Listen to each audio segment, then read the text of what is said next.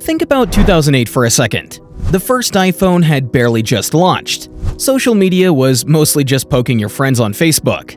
When we first watched this movie, it was just a cute, emotional story about a lonely little trash compactor who falls in love with an iPod shaped like an egg.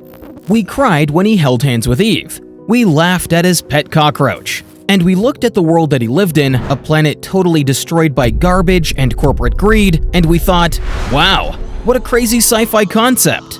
We watched the humans living on the Axiom spaceship. They were glued to hovering chairs, staring at holographic screens right in front of their faces, completely unaware of the physical world around them. At the time, we thought it was a brilliant piece of satire, a dark bit of comedy, a cautionary tale. But look out your window. Take a look at the device you're staring at right now. This wasn't a cautionary tale, it was a prophecy. And we didn't just ignore the warning, we used it as a tutorial. We are currently speedrunning the exact dystopia Pixar warned us about. But there is one terrifying modern twist that even the writers of WALL-E couldn't predict. Pixar thought our extreme laziness would catch up with us biologically, but they underestimated our obsession with aesthetics. We didn't learn to stand up, we just found a chemical cheat code so we can stay in the chairs forever. Because the scariest part about WALL-E isn't the robots, it's us. When the time comes, are you going to be the one steering the ship, or are you going to let the autopilot take over completely? In the movie, the mega corporation by and large took over the world. They convinced everyone to just keep on buying, consuming, and throwing things away until the planet was literally covered in trash cubes. It sounds pretty absurd, right? A planet covered in trash? Well, let me introduce you to the Atacama Desert in Chile. Right now, there are mountains of discarded clothes so massive in the desert that they can be seen from space. We dump nearly 40,000 tons of fast fashion there every single year. Because why wash a shirt when you can just buy a new one online for $3? Wear it once for a TikTok dance and then throw it away. But the clothes are just the warm-up act. The real horror is the invisible trash. It's what we call e-waste. Electronic waste is the fastest growing solid waste stream in human history. In 2024 alone, the world generated over 62 million metric tons of it. Now, if you packed all those dead cell phones, laptops, and disposable vapes into 18-wheeler trucks, that line of trucks would wrap entirely around the Earth's equator. In the movie, the garbage is a side effect of buying too much stuff. In our reality, the garbage is a deliberate engineering strategy called planned obsolescence. Companies literally design your technology to die.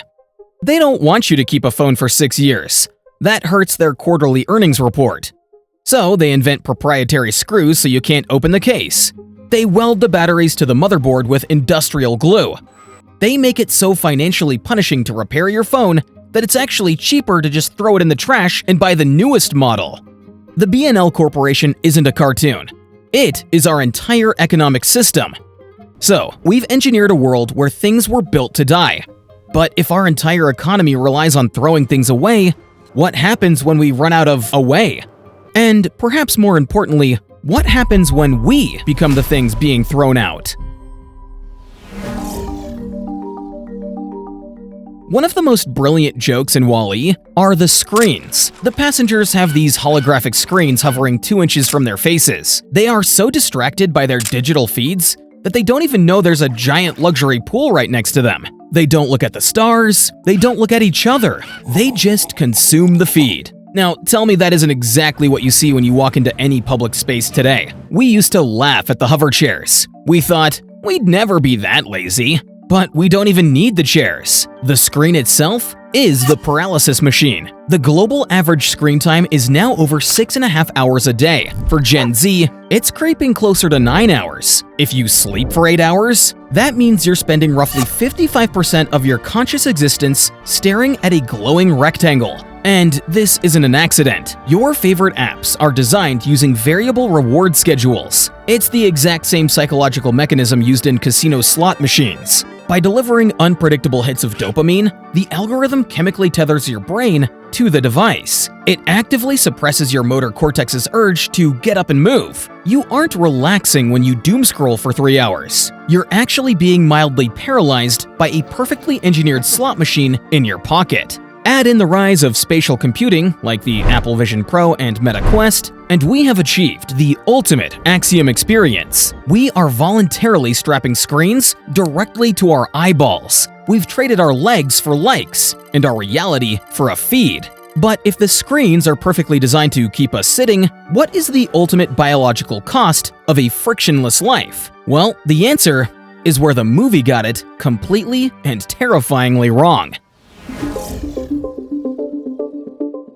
This is where the movie actually gets it wrong, and honestly, our reality is so much darker. Pixar looked at human nature and assumed that if we stopped moving, biology would take its natural course. We would lose our bone density, we would lose our muscle mass. The humans in WALL-E look like giant helpless babies, because that's what naturally happens when a mammal doesn't move or burn calories. But modern society looked at that outcome and said, no thanks, not because we wanted to go outside and run marathons, but because we still wanted to look good for the algorithm. Enter the era of the biological cheat code. We are currently living through the absolute explosion of GLP-1 receptor agonists. Medications originally designed for diabetes have become massive cultural phenomena for weight loss. These medications cross the blood-brain barrier to artificially quiet food noise and cravings. They essentially trick your brain and your body into a state of caloric deficit. Do you see the dystopian irony here?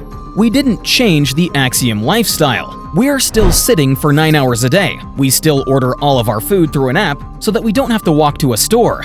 We still stare at screens until our eyes bleed. However, we engineered a pharmaceutical way to avoid the physical consequences of doing so. We completely decoupled our physical appearance from our physical movement. We want the extreme convenience of the WALL-E Hoverchair, but we want the aesthetic of a fitness model. And we are achieving it. Med spas are reporting surges in people coming in for facial fillers to fix what the internet calls Ozempic face, sagging skin from rapid sedentary weight loss. We buy a chemical to starve our bodies while we sit on the couch, and then we buy facial injections to fix the face that lost the weight. We've created a reality where you can look like a Greek god without ever lifting a weight, all while having the world at your fingertips without ever moving your hands. But if you strip away the struggle, do you also strip away the humanity? And more importantly, who is actually flying the ship? In the climax of WALL-E, we find out that the humans aren't in charge. The ship is being run by Otto, the artificial intelligence Autopilot. Otto's prime directive is to keep the humans comfortable, safe, and entirely useless. It doesn't want them to go back to Earth because Earth is messy, difficult, and unpredictable. We are currently building our own Otto. For decades, we've thought that robots would do the physical and grueling labor, the trash compacting, the cleaning, the manufacturing, all so that humans could be freed up to do art, write poetry, and philosophize. Instead, we built AI to do the art, write the poetry, and make the movies, so that us humans can be freed up to do more data entry and sit in more Zoom meetings. We are actively trying to outsource our own cognition. We don't want to struggle with a blank page, so we ask ChatGPT to write our emails. We don't want to struggle with learning an instrument, so we use AI to generate a song. We are treating human creativity the same way the Axiom passengers treated walking, as an unnecessary friction that a machine can do better and faster. Otto wasn't evil. It was simply executing its own code. It wanted to remove all friction from human existence. But when you remove all friction, you remove the spark that makes life worth living. If we hand over our art, our writing, and our thinking to the machine, just so we can sit back and consume the feed, what exactly is left for us to do?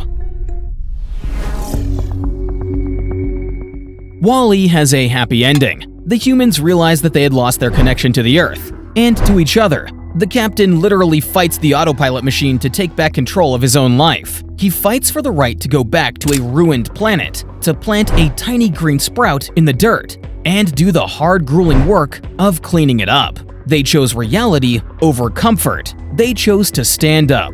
But will we? If you give humanity a choice between the hard, painful reality of the physical world or a frictionless, comfortable, perfectly curated digital feed where you never have to move, never have to struggle, and can chemically bypass the consequences, well, history is showing us that we really like that chair. WALL-E was trying to save us, but as it seems it's turning out, we don't really want to be saved. We just want better Wi-Fi.